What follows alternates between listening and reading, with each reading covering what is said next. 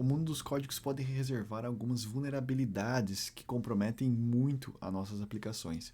A que eu vou apresentar para vocês aqui agora é o SQL Injection, ou a injeção de SQL.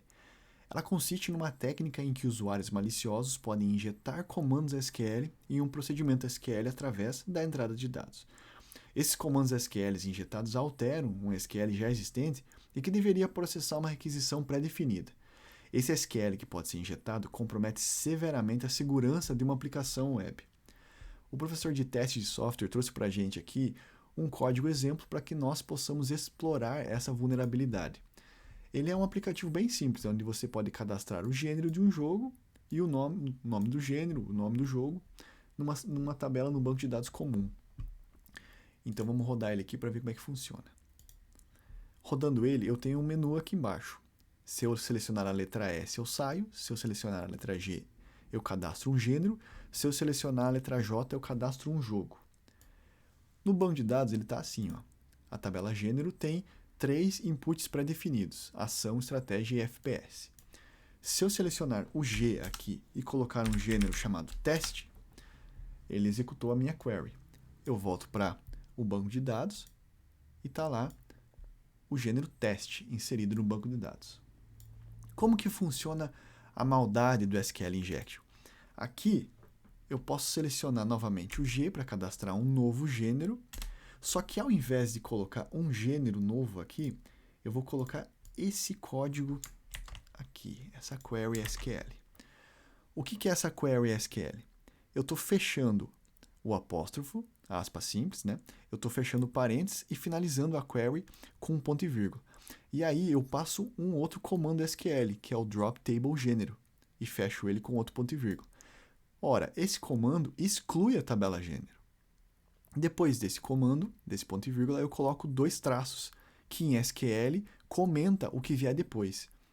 Ou seja, esse parênteses aqui, que fecharia a query atual, não vai existir, ele vai estar comentado. E a query vai ter sido fechada aqui. Então, se eu executar esse cara aqui agora, ele realizou a execução, e agora, se eu for no banco de dados e atualizar, a tabela gênero desapareceu. Muito bem. Como que eu posso fazer para resolver esse problema, para não ser vulnerável a essa injeção de SQL? O Java traz para a gente o Prepared Statement, que ele é muito seguro e ele trata automaticamente caracteres como as aspas simples. Assim, se você incluir um McDonald's, por exemplo, com aspas simples S no final, apóstrofo S, não vai dar problema no seu SQL. Ele também lida sozinho com formatos de data, que não são padronizados no SQL puro, e portanto depende do banco. E alguns outros detalhes.